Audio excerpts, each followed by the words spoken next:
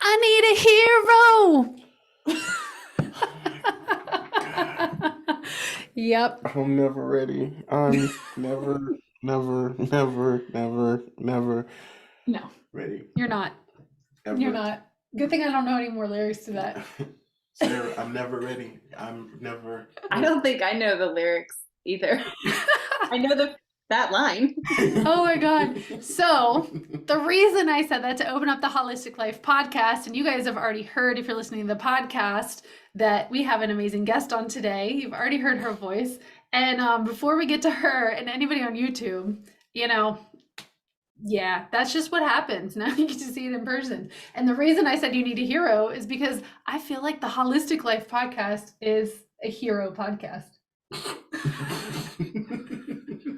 They just pulled that out of thin air to you. It is. It's a hero podcast because what we do is we help entrepreneurs and executives and CEOs become the heroes of their own life. You're getting so much better at this. By releasing any of these like beliefs that don't serve them, and by helping them step into their full authentic self and their power so they can live a life full of freedom, fun, and fulfillment. Good job. See, I'm telling you. So that's why I started all this way. Anyways. Oh man. Okay, we have an amazing guest on today, and here's kind of what's going to be fun about today is Jay and our guest are probably going to go into depths of things that you probably didn't even realize existed. But the good reason and the good thing that they're going to go into this is the goal is to help you have a better understanding of what happens in the world of fitness, health, and wellness. And even we're going to talk about some of those words and like how they, put people like you two in a box. So let's introduce Sarah. Sarah. So. Oh, hold on. Yeah, I know you're about to intro. Oh, okay. So before we get started, Jenny's gonna read the resume, and then we're gonna get down to the good stuff. The resume. Yes, okay. The resume. So here we go. All right, we've got an amazing guest with us, Sarah Huber. She has an accomplished career of a U.S. Air Force officer, fitness expert, and outdoor recreation specialist. She has provided training to over 100 clients worldwide, led large training groups, organized large-scale events, and she's highly effective in managing and leading personnel in all facets of leadership and wellness. She has her own international fitness and life coaching business for over 8 years, and she works primarily with military professionals and their families who are struggling to find a work-life balance, guiding them in their personal health goals while still balancing the ebbs and flows of the military lifestyle and leadership. And of course, these are some of the reasons why me and Sarah have made quick friends is because she enjoys being active outdoors, trail running, hiking, swimming, kayaking, cycling. She loves writing and traveling. And she's a wife and a mom to twins. So she understands the importance of work-life balance and instills that balance in her practice with her client. Welcome. Welcome, Sarah. I mean, I sound so fancy when you read it out loud. Like, I like that. Welcome to the show. I know, right? Welcome to the show. And of course, like, this is one of the things we're like, all right, cool. We did the resume. Like, who are you? Tell us a little bit more about who you are, what you love about life. Like, even if you want to share, like, your most recent big move too. Oh gosh, who am I? I have gone through multiple different careers. I think just reading that out loud kind of says a little bit about it. But I grew up in New Jersey in a small town, and kind of went to school in New Jersey. I went through ROTC. I became an officer in the Air Force. And my love for traveling didn't really happen until I left New Jersey, right? I got my first duty assignment in Guam, Anderson Air Force Base. And so that kind of like started my love for being outdoors and being away. I grew up hiking and things like that with my family. But that really it really kind of like progressed when I moved to Guam. Guam is a super, super active community. And you pretty much can't do anything without being active. And so I was lucky enough to meet a group of people that just wanted to be outside, and we played ultimate frisbee. I played ultimate frisbee internationally on the Guam team, and just kind of being surrounded by people that are like-minded. Mm-hmm. And that really kind of grew into adventure racing, endurance racing, running, doing multi-day things. It kind of just like progressed. And then when I decided that I didn't want to be in the Air Force anymore, that's when I became a personal trainer. And I knew I would be following my husband around, who was active duty. And so as a personal trainer, you can kind of take your business wherever you want to take it. And that was kind of the goal, was as a military spouse, what can I do to continue to educate myself, continue to grow, but also have something that's mine. And that was really important as a spouse, when we're moving every 2 years, to have something that's constant. And so I went on to build like an app for my fitness and my clients. So wherever I went, I took my clients with me, and they had an app to connect to and things like that. And that was really helpful. So it's kind of what I've been doing. And then I got into health and life coaching because I felt like in the fitness industry, and Jay and I have talked about this before a little bit, but in the fitness industry, people just want to get fit, and they want to be skinny, and they want to be all the things, right? And you're like, well, you're not going to get that way unless you change things in your life and in your health and in your wellness. And so it was really frustrating for me. I kind of despised one-on-one training for that reason, until I became a health and life coach, where I could add on something of more value for my clients than just, hey, let's just hit the gym. Because hitting the gym wasn't making a difference. Changing lifestyle things was what was changing then and making How a dare difference. you say such a blasphemous thing? The Preach. gym's not making the No, difference. no, No, preach. my point is, I know you're being funny. okay. I'm like, what? How dare you say that? Like, yeah, I mean, that's what this episode's all about. Like, this is coming out early January of a new year, where a lot of people are like, sign up for the gym, and I need to get my shit together, and I need to get my life together, and all of that. And really, just, I think the goal and intention of this is just two professionals to share some of the things, like help to dispel some of the myths or some of the things that are really causing you to stay stuck in your life and with your health and wellness goals, your fitness goals, because there is an ability to achieve these goals, and the gym has a place, and a lot of other things have a place. But I'm gonna take a little back seat because this is YouTube. I mean, I was gonna say, Sarah can speak for herself. I'm not gonna speak for her. I'm not here to dispel anything, because there's numerous stuff out there. Here's the thing: people know. People know if you ask them, what do you need to do to live a healthier life, they can spit off 20 different things. So it's not about dispelling anything. The thing is, everything Sarah just said about like being in Guam, being active, what I heard, Sarah, is even the things you like to do, it's not like, oh, I want to do this to be healthy. It's a part of your lifestyle. And because of all these things you enjoy doing, and as active you are, that's kind of like a byproduct of the healthy lifestyle. Yeah. So I will tell you, okay, let's go back to Guam. And I was 22 years old, and I was overweight. I was probably 30 to 35 pounds heavier than what I am now, right?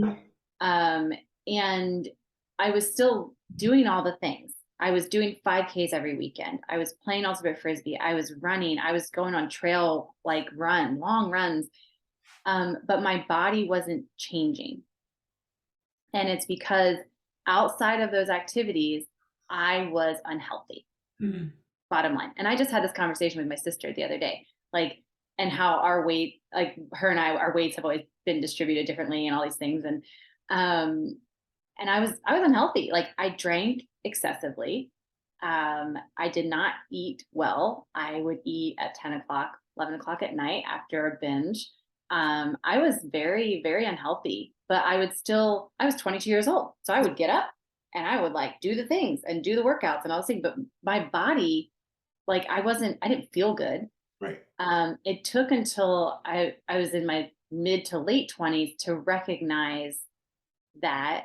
And once I started to change the things in my life outside of my activities, that's when I had more energy and I felt better about myself. The weight came off naturally because it was just, I was changing the way I was eating. I was changing the way I drank.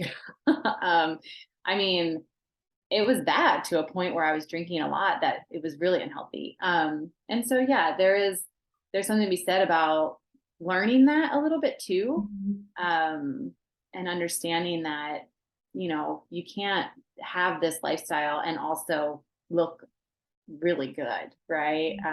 I never planned on the way I look, right? But now that I changed the way I do things and the way I eat and the way I drink, my body has changed and I didn't really have to try that hard for that. So if that makes sense. No, that makes total sense. We were Total just talking sense. about this. Sure. You were just sharing how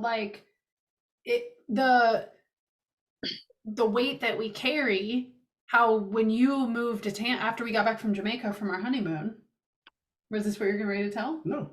Yeah, how when we got back from our second honeymoon in Jamaica, how you look back at those pictures and you were like the biggest you had ever been. And so you were like, oh, well, I'm going to go work out and I'm going to go do all these things, but you weren't losing the weight. That particular thing. And it was because of something else. Yeah, that was a mindset thing. Like for me, my sister dragged me to the gym because my mother said I couldn't be home at 11 to 15 for some strange reason. I don't know why. So my sister was quote unquote legal guardian. So she would drag me to the gym, and that started at 15. And it was never, because I was a skinny dude.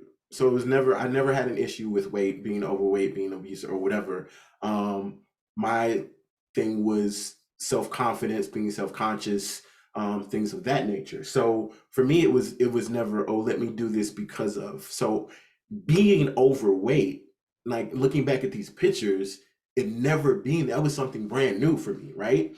So it was the first time I felt really uncomfortable in my body, right? And my answer, my go-to, my solution was, oh, let me eat better, let me work out, because I know how to do this. But after 2 or 3 months and literally nothing changing, it was a mental shift, saying, we never did this before. We never went to the gym to try to lose weight, to try to shed pounds or whatever.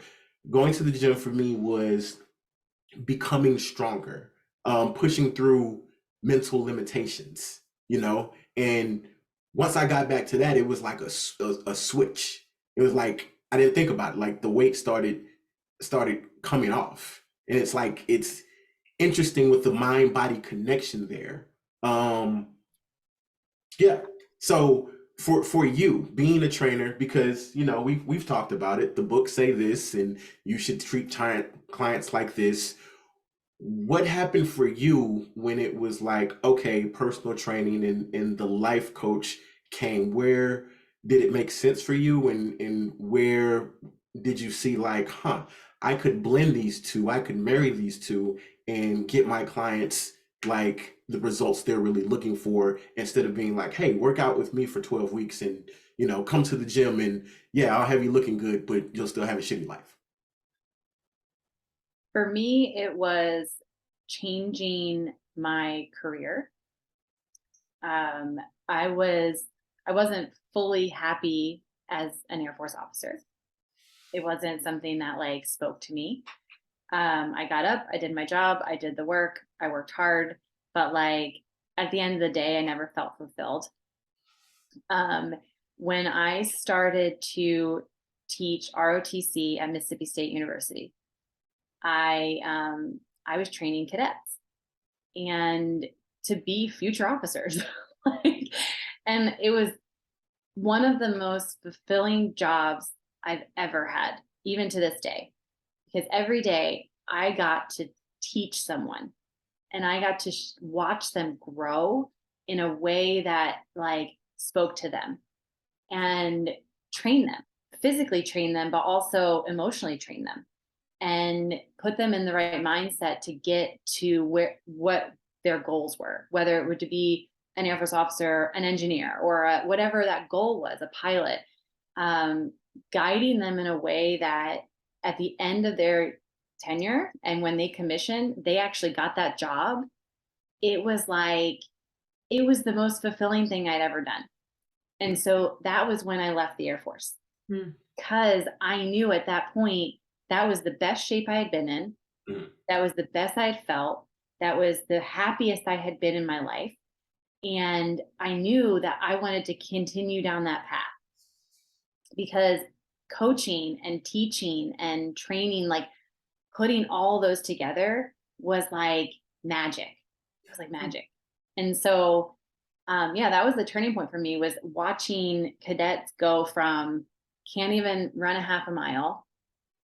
They're like trying to figure out their life. They're weird. They're 18 years old. They're awkward, and like grow into an adult, and me being one of those people that got to impact that. Mm. And that was really cool. And so, yeah, that was kind of the major turning point for me, was I don't want to go back into the typical Air Force life. I want to continue to coach and train and watch the growth of someone and the progression, and see the changes that they make in their lives and help them make them. So. That's awesome. Mm-hmm. When we first, there's something that like you said when we first met that like sticks out and I love. And correct me if I'm wrong. I could be paraphrasing this. But you were like, when people come to you, if they talk about like losing weight, the focus being losing weight, you're like, yeah, I mean, yeah, but I want to know what else is going on in your life, in your world, because if we can tweak this over here, the thing that you think needs focus really doesn't. That's gonna fix itself. I totally paraphrased what you said. I don't even know if you remember, but it was like, and I was like, I resonate with that because it's so much more, you know, because it's like, yeah, I can give you the workout plan. I could give you the meal plan, but I'm not I'm not giving you the tools to do this on your own. I'm showing you how to be codependent on me, you know, instead of me giving you a fishing pole and showing you how to fish and all this other things, this feeling of uncomfortable, because this is what this is like. Oh, I gained a little weight, I can't fit in X, Y, and Z, I'm uncomfortable, you know. If we tweak, oh, I'm not sleeping better, oh, you know, my job is stressing me out, oh, whatever, this usually will fix this over here. And I think helping people get to that, that's why the life coaching plus the training and what you're doing is so important. um Not only in the Army world, but in the world, period. Military. Yes, military. Excuse me, Air Force. Sorry, Oh. the military world. But yes, you're right, military world. Mm-hmm. But outside of that, you know, because you have people who get into the military at 18 and that's all they know, and then you know they get out and they have to readjust to society by doing things differently. And it's like I feel equipping people with these tools, and it's not just, yeah, I can make you look good, but it's life is so much more than just looking good. Like I want you to go out there and be successful no matter whatever you do. Yeah. That was long. Yeah, I think it's so important just to have to be able to coach someone in that way that says, if you're miserable in this part of your life, and this is what, like, this is happening, why don't you sleep well? What's on your mind? Like, why are you not sleeping well? Because there's a reason. There has to be. And then if then you start to sleep well, then maybe like then the next thing will come, right? You'll have more energy during the day, because why aren't you getting your work done? Well, I'm tired because you're not sleeping well. Like all of these, everything's connected. Yeah. It's like, Yeah. it's amazing how much it's connected, but people don't realize that until they break it down into smaller pieces and go, well, I guess if I'm not sleeping well, I'm always up thinking about these things. And then these things, if these things could be taken care of, or your mind could be at ease with these things, then you'd probably sleep better. And so, yeah, everything's connected. And then at the end of the day, well, you don't have any energy, but if you had energy because you slept well, because you had the things off your mind, then you'd probably work out better and you'd be more efficient in your workouts, as opposed to just working out because you feel like you have to. Yep. We want efficient workouts. Yep. Mm-hmm. And then that's where your discipline comes in. I have a question. I have a question for the two of you here. So why do you think, or what do you think contributes? It's like a two-part question. Why do you think so many people are just like chasing like the looks and I gotta lose the weight and this is what I need and it's like coming from this place of discomfort? Like, why do you think that's what so many people are searching for? And then like easily buy into all of these quick fixes. And then like the second part of this question is what would need to change, whether it be in the industry or with the person, for people to realize that coaches like us, but really you two, right, for this topic, are able to make a longer lasting impact than like a quick fix. Is I know my question is deep and complex, but I'm curious what you guys think. Ladies first. Well, obviously, and I think this kind of goes without saying, is society puts it in our heads, right? I think it has changed a lot. And having a different body type has been more acceptable today than it has been when we were growing up, right? Mhm. We were growing up and it was, skinny girls in magazines, which still is a thing. But I feel like magazines aren't as we're not looking at magazines as Mhm. much. Mhm. And it's been more socially acceptable to have a different figure and to look a little different and to have a different size. And, clothing companies are coming out with more options for larger people, or different shaped people. I mean, whatever. So I think it has slowly progressed into becoming more socially acceptable to not look a certain way. But if you are someone that grew up looking at those pictures or having a parent that is obsessed with it and kind of puts it in your head, like there's some deep seated shit in there. Like, Mhm. you know, and so you might just, it might just be something that you have to like there's a lot of deep work that needs to happen to kind of get your mind out of that and say, well, I have a different body. I will never look like this person because this isn't the shape of me.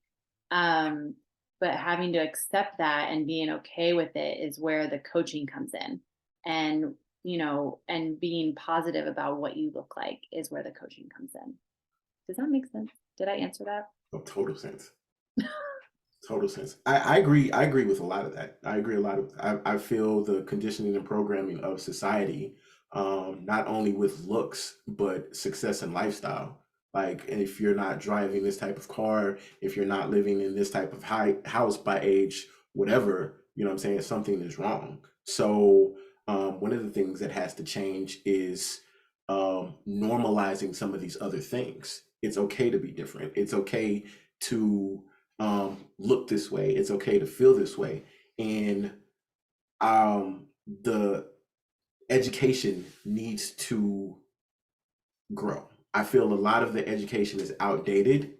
And if you continue to to train people, either, personal trainers, life coaches, or whatever, like, I feel the education needs to grow and expand more. I feel trainers need to work more with coaches, need to work more with therapists, we need to work more with the actual medical industry, because we all tiptoe around the same pool. But it's like learning how to work together, and I can benefit you here, you can benefit me there, we can benefit each other over here with this person, and being more of a community growth type of industry, instead of this is what I do, stay in your lane. Oh no, this is what I do, stay in your lane. Like I've said it before, I don't know any particular reason why I should know medical grade information about bones, joints, ligaments, muscle movements, because never have I ever had a client say, "Excuse me, Jay, what is the primary a stabilizer in this particular movement right here?" Right? All I've heard is like, "I want my ass to look good." So it's a combination of making a shift in society, in the way that we're educating and teaching new people coming into the industry, so they can educate and teach the people that they're working with. Mm-hmm. BMI is stupid. BMI is stupid. I think I saw on Outside Magazine's Instagram, of all places, which was really cool to see, like on a mainstream, they had posted that BMI is stupid. Basically, they had different words that were a little more, Sure. professional, but they basically were saying that this article was talking about how it was a scientist who had created this, and it was never intended to be used like for humans. It was something. Actually, he wasn't a scientist. He was a mathematician. Oh, mathematician. He wasn't even a scientist. Yeah, a mathematician had put together this equation For people in the 1930s. Right. So it's like, and it's crazy because we have smartphones, we have cars that don't do what they did in the 1930s, but you're still using operating. this outdated information to tell people basically you're overweight, you're obese, you Right. know? Where like a linebacker, a professional athlete is is Yeah. obese, according to BMI, or J. When we have all these Obese. other tools that are more accurate, Yeah. it's like a lot of things have to change. Yeah. And I think too, it's like for me, learning the information and then actually applying the information was a breaking point for me, because it's like the book says you should do this with the client. Then you work with the client and the client is like, fuck the book. And you're like, oh shit, like what do I do now? You adjust, Mhm. you Yeah. learn. Yeah. Did that answer your question? Yes, very well. You both did very good. Gold star. Gold stars all around. Yay.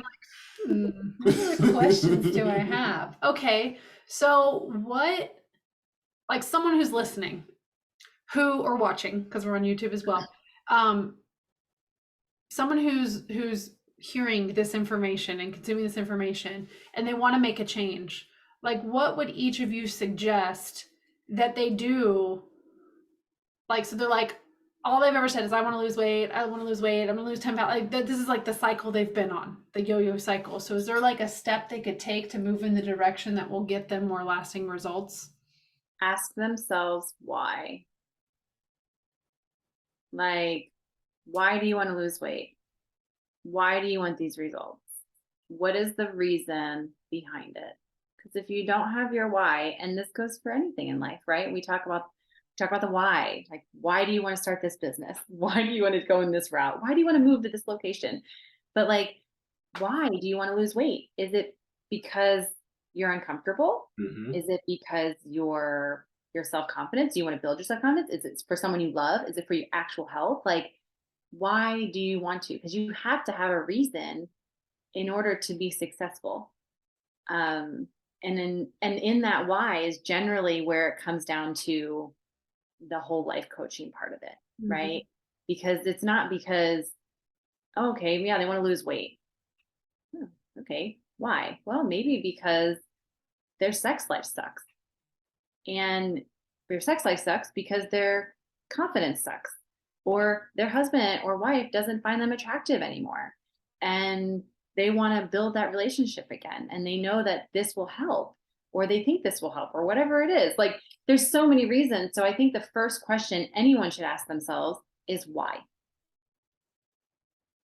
Do you have it? No, I totally agree. Yeah. If we're talking about one step, because I don't think there's like one simple step, but if there was to be one simple step, that would be it. Mhm. Like asking, and not just asking why, but keep on asking the why until it's deep enough, because like Sarah said, the first answer you could get is really on the surface. Mhm. And it's like, why? Because I'm uncomfortable. Okay, why are you uncomfortable? I'm uncomfortable because my clothes don't fit. Okay, why is that important? Why is that important? Why? Until you get deep down into the thing, right? Because once you figure out that why, and I think that's where people get stuck at. It's usually that surface answer. I'm uncomfortable, so I'm going to eat this for 90 days. I'm going to do this for 90 days. Or not do this.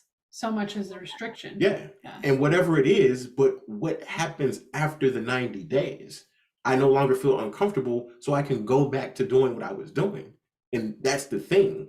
And if you like dig deeper, like Sarah said, the relationship, the sex life,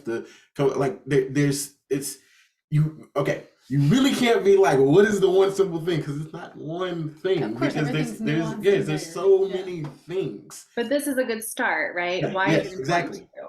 And then continuing to ask that question, why is it important to you? Why is that important to you? Why, until you get to that, like, I don't know how to answer this anymore. This is the exact reason. And like, to the point where I've had clients break down and be like, holy shit, like they didn't realize that that was the reason, right? Mhm. And it was just so deep that like they didn't even recognize it until we talked about it and said it out loud. So yeah, I think the first thing people just need to ask themselves and is why. Like, um, even I just go into my husband retiring from the military. He didn't have to retire when he did. 23 years, he had the option, and it was a discussion, right? Like, why do you want to retire? Well, I'm pretty miserable right now, and I want to change my career. And I think if I change my career, I will be happier. And then in turn, our relationship will be stronger. And all these things, like it wasn't just for him, but it was like for us. It's for the family. It's for everything. And so, yeah, like making any life decisions like this, you have to ask that deep-seated question of why until you get to the point where you can't even answer it anymore and you know why you're really doing it. And that goes and I'm not perfect, right? Like every location, and this is kind of my specialty with military and military spouses, is every location we go to, I mean, you have to pick your shit up and start over. And you guys are you kind of deal with that a little bit with your travel and maybe trying to find new friends wherever you go or like new connections wherever you end up. And yeah, like you build these relationships and these friendships, and then it's like, poof. Yeah. So trying to like reestablish yourself and then always going into these ebb and flows. I tend to gain weight every time we move. Why? Because we're moving out of time and like I'm not thinking about anything and it's stressful and all the things. And so yeah, like just trying to get back into the routine of stuff and yeah. Anyway, I got on a tangent. No, you're good. You're totally good. I want to know your personal opinion on because I feel fitness and wellness is two different things. Fitness can go into wellness, but like fitness is only tackling one aspect of your life, and wellness is like so many other things. Like I feel people look at fitness and it's like, oh, this is gonna be the piece that solves everything else, and it's like, no, no, it's not a piece of the puzzle. It's like it's like a copy machine. You know, you get a paper jam, copier shuts down. It's like we're not moving until this works, and it's like, oh, well, fix the paper jam. Now you're out of ink. So there's always something. So yeah, your opinion on um the importance of like wellness as a whole, you know, instead of just like fitness. Yeah, I think it's a good question. I think it has to do with like the whole person, the whole self. Um, you can't just you can't just go into fitness and then think the rest of your life will fall into place. Wellness is it's every facet of your life. It's finding you're happy. It's what drives you. Um, Fitness might be a part of that, right? What drives me? I like to move in the morning. That makes me happy. When I don't get to move in the morning, it makes me a little cranky, and my wellness for the day is a little off. But like wellness is kind of fulfilling and filling that cup up, fulfilling everything in your life that makes you happy and brings you joy. Um, and fitness, I think, is just maybe one of those things for particular people, right?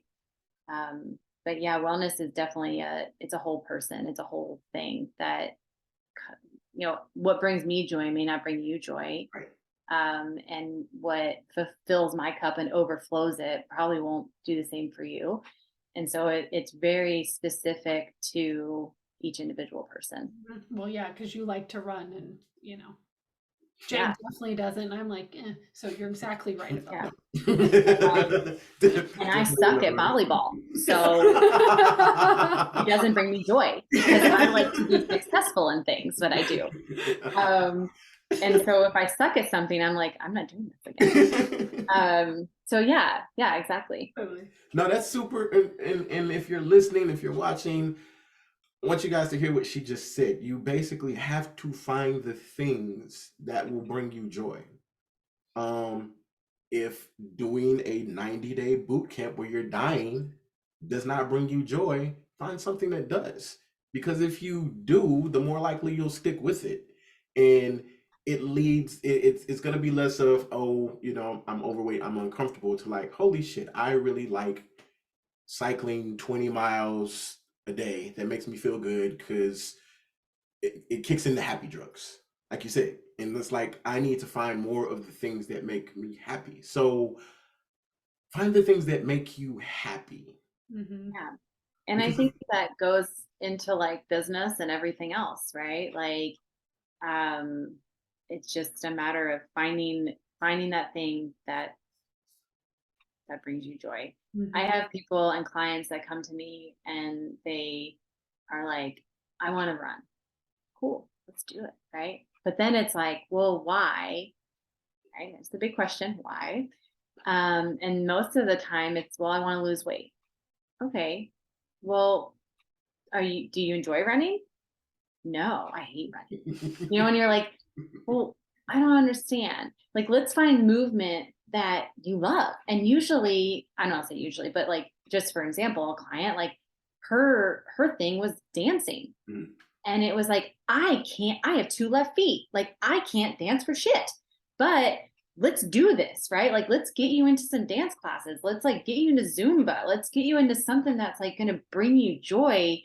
And like, and the weight just came off. Yep. Because she wasn't struggling run by run by run. She was going to classes and dancing. And I was like, I didn't understand it, but it made sense for her. Right. And I think that's something that's a good example of like, you got to find what moves you and what feels good. And people, go ahead, Francis. Well, I was just going to say, it made me think of how a lot of people, when they want to get back in the swing of things, are like, I'm going to run a 5K, a 10K, a half marathon, a marathon, whatever. And I feel like, and you especially, Sarah, let me know your expertise on this. I feel like there's like the people who do that because they're doing it to get fit or to get healthy again. And then there's the people who are like, I just want to see if I can. I want to prove to myself that I can. So how do you feel like that type of thing? Because I feel like that's very common for people to have that goal of whatever, some type of a run. Do you feel like there's like a tipping point where it makes sense? Like, hey, they just want to prove it to themselves versus it being fun, or what do you think on that? Yeah, I think it takes a special person to want to run at all. Thank you. Especially if they're not a runner. Thank you.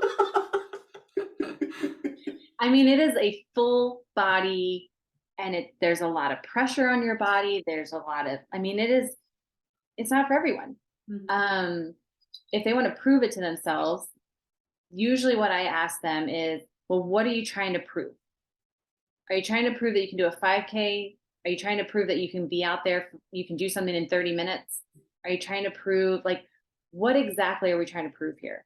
And if you are more of a hiker or something, like maybe they're a hiker they want to do the run, maybe it's like, it's a time thing. Mm-hmm. Sometimes that's what it is, like a distance thing. And they're like, well, why don't we try, if you already done a 5K hike, what if we like build up on that?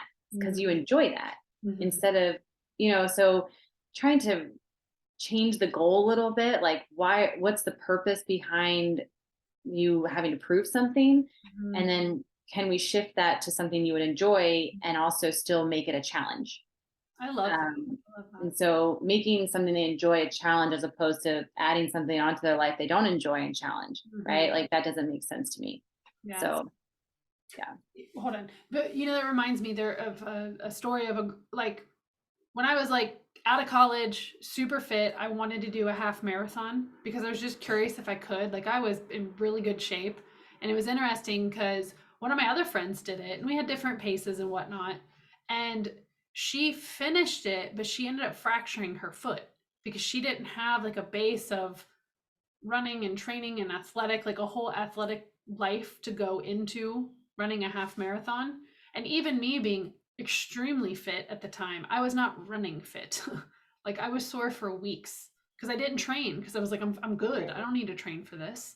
You know, like I'm good. I'm good. I don't but I think that those are some of the things to consider. Like, had I had your influence in my life at the time, I might have then, like you said, okay, let me push myself and see if I can hike this mountain in a certain amount of time, or like that would drive me to train for that much more than it would be to train for running.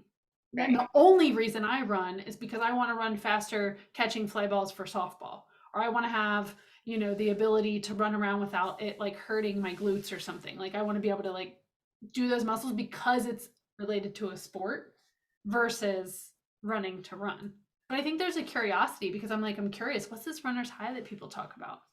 You know, like, what is this? Is this something I could achieve? What is this? It's a myth. It's a myth. If you're not a runner, you don't get it. Like, does this really exist? Like, Without a gummy? Come on. Without a gummy. You're right. 'Cause I'm like, I don't get. People say that also. Oh, the runner's high. I'm like, dude, nope. It sucks. I'm in runner's hell. I think the runner's high for me always comes at the end. Mm, Like some people get it in the middle and they're like, this is awesome. I'm 3 miles in and I love life.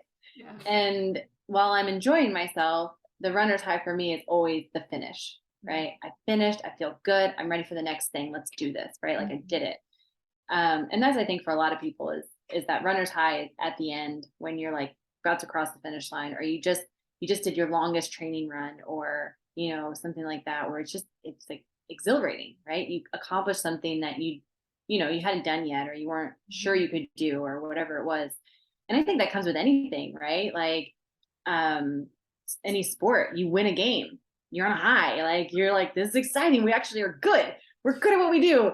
And so like that comes, you know, that comes with, that's a sports high, right? And I think it all comes down to that, is that runner high does exist, and it's usually, you know, when you're finishing and you're like, I can't believe I just did that.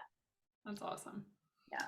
Now, as we're getting up on the time here, okay, I know that this could go for a minute, and it's okay. Oh, trigger warning. Yeah, it's just I know it could go for a minute, and really, it's like, what do you feel hasn't been covered yet that you feel like would be super important for someone to hear? What is it that you feel like you still want to share that maybe hasn't been shared yet, or something you'd like to speak into?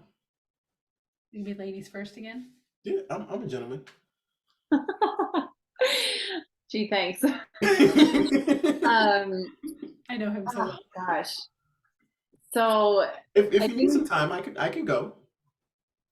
no, yeah, you should go. Give me a Okay, second. perfect. I feel it's been discussed kind of indirectly, but your surroundings, who you're around. And Sarah said a lot of her clients, you know, she's usually, I don't know if you go to the dance classes either, but you know, that healthy support system is super, super, super important. Because if you're around people who like to drink all the time and like to eat out all the time and like to party all the time, and you know, you're trying to make that change, it's going to be super important to have people around you who are going to support that change, instead of people who are going to kind of question what you're doing and be like, oh, you're perfectly fine as you are. Like, what's wrong with, there's nothing wrong Just with having a come little on, one drink, you know, Yeah. during the game. There's nothing wrong with taking shots in between ball games, you know. So Yeah. having a support system. Yeah, I think I would agree. Surrounding yourself with people that align with your views and what your goals are is definitely very important. Especially if you're in a situation where you just don't want to be that person anymore. And I think that's something, like, I can't remember who said it. I want to say, oh gosh, I don't know who said this, but I heard this and it was like resonating with me, was like, you can change anytime you want to change. And you don't have to be, I don't have to be Sarah Huber at 20 years old anymore. I don't have to be Sarah Huber at 25. I don't have to be Sarah Huber at 35. I can be whoever I want to be today, and I can start fresh. And I think that's something that people don't realize, or maybe they're not thinking about the fact that, well, this is who I identify as, and this is who people think I identify as.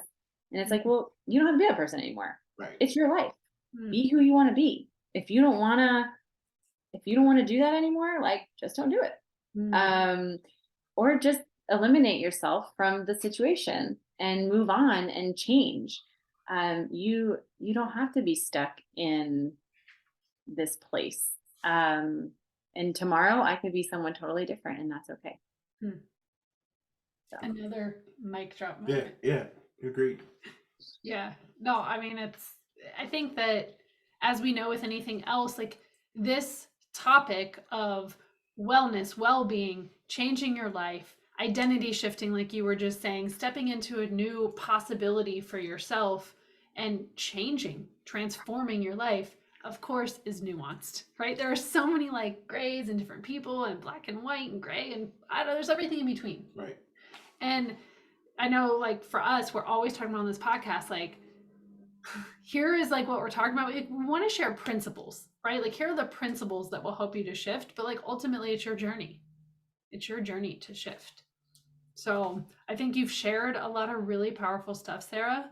And I know, like, it's just the tip of the iceberg, right? Like, it's just the tip of like anything else of the depth of everything you have to offer. So where would be a good place if people really like what you have to talk about? Like, where would be a place for them to find you or connect with you?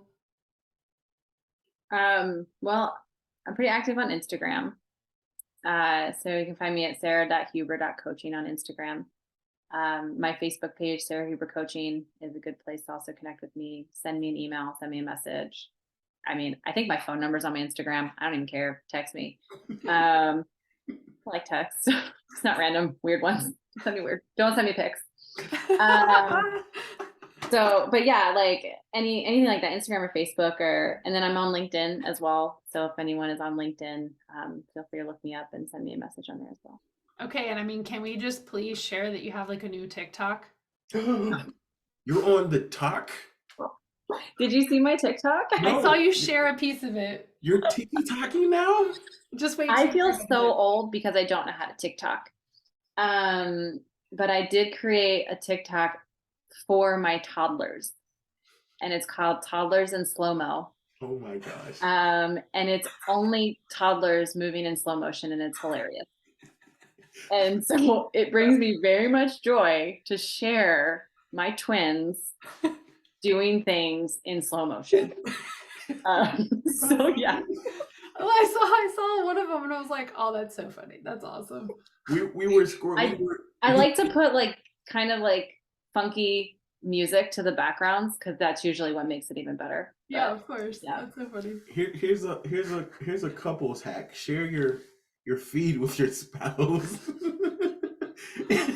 We did this the other night, and Jen's like, my feed is nothing but unicorns and rainbows. And my feed is like, ah! She's like, this is different. I feel so sheltered. So true. So true. And it's a weird world out there. I'll tell you what. Yeah. But yeah, I just needed a fun place to put these videos, and they like really just put a smile on my face. So I'm hoping they bring a smile to other people's faces. That's awesome. Yes, rainbows and unicorns. I'm gonna have to check it out now, because yes, that is, I do enjoy watching kids do the cutest things. Yeah, it's better in slow motion. Yeah, we're gonna have to look at some later. Okay. Okay. So, Sarah, is there anything else you'd like to share as we wrap up this episode? No, this was awesome. I really appreciate you guys having me on, and being able to chat a little bit, and just appreciate our friendship. So thank you. Yes, and more to come. All right, guys, see you on the next episode. Oh, you didn't do your Holla. thank you.